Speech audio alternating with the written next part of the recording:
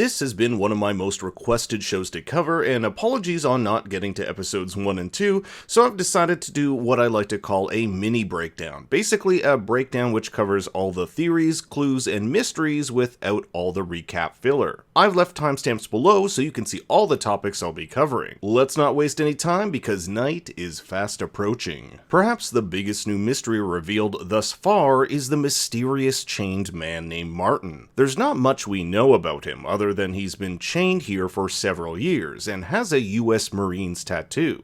Is it just a coincidence that his name means God of War in Latin? Like Boyd, this man has traveled through the faraway trees, but seems to have a lot more experience at it, stating that the monsters are but the tip of the spear when it comes to the evils out there. Could whatever this new malevolent entity be the same person or persons who contacted Jim on the radio at the end of season 1? Martin also knows about Boyd's wife and how she believed all of this was some sort of dream. Somehow a man chained up knows about what happened in town, so either he has some sort of connection to what's going on or someone is feeding him this information. When Boyd makes it back to town and talks to his son about his journey, I found it quite interesting that he doesn't even mention Martin at all. I mean, you'd think he'd talk about the emaciated chained up guy in a medieval dungeon, but this withholding of information likely has more to do with Boyd hiding his new affliction. While trying to help Martin escape, Martin slashes at Boyd, stating, "My blood is your blood now," almost as if he's passing on some sort of blood-borne disease. We saw Martin with these almost worm-like creatures in his skin, and later on we'll see Boyd with them as well. While little is known about this affliction, there are two interesting things that happen to Boyd after he contracts whatever these things are. Number one, it seems to make him invisible to the monsters. While traveling through the forest at night, a group of them just walk right past him. Number two is Kelly's reaction to Boyd when he arrives. She starts screaming in pain when prior to his arrival she was calm. And this could be completely coincidental, but in the season 1 finale there was a whole monologue about worms and whether they know where they are. Boyd even makes a weird statement that if you cut a worm in half, it grows back into 2 worms. Kelly and Brian happen to be 2 travelers aboard the bus that arrives in town at the end of season 1.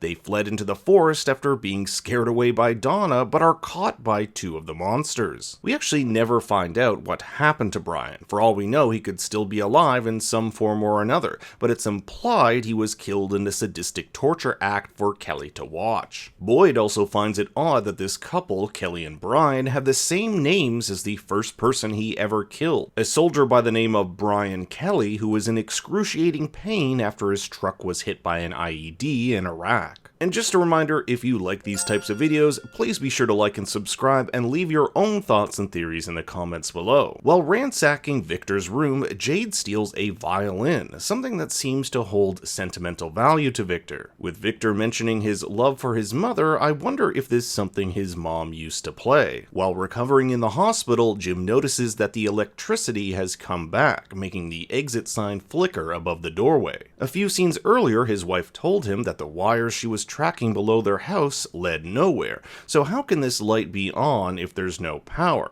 And just as he's about to inspect it, Fanny Pack Lady interrupts. Something is super odd about her. The first time we see her in episode 1, she's dancing in the rain. We learn that she was on her way to bet money at the racetrack, so she strikes me as someone very lonely and with nothing to lose. We also see her coming into the infirmary, leading me to believe she has some sort of illness. Maybe that's why she was dancing in the rain, enjoying what remaining time she has left. When Jim asks her what's in the fanny pack, she refuses to answer. Maybe it's medication. While being shown around town by Fatima, newcomer Elgin asks if there's any water nearby. Remember in episode 1 that he had some sort of seizure and was said to experience a vision in his dreams. It seems his vision had this pond. The interesting thing I found about this scene is Fatima stating that no one has been able to find out why they're stuck here, which instantly leads me to believe that Elgin will be the key to finding that out. Throughout the episode, Tabitha sees these 2 dead children, one of which seems to be this same child found in the tunnels. As far as we know, only Tabitha can see them, and they are different than the monsters as they're seen in daylight. They have these burnt clothes and hair suggesting they died in a a fire, and Tabitha tells Julie that the feeling she got from them was not peaceful. Tabitha finds Ethan playing with what he calls a puzzle. This cairn-looking structure looks similar to the one found in the tunnels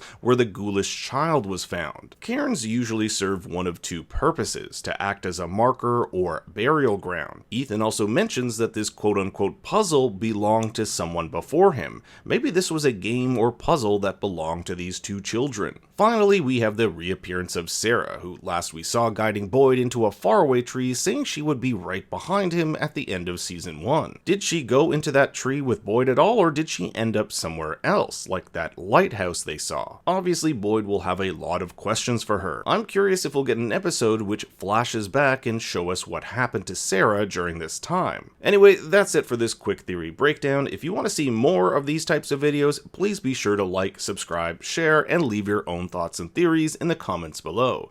Thanks for watching, and for more bad takes, you can follow me on Twitter and Instagram at ThinkStoryYT. Until next time, remember, these people are fucked.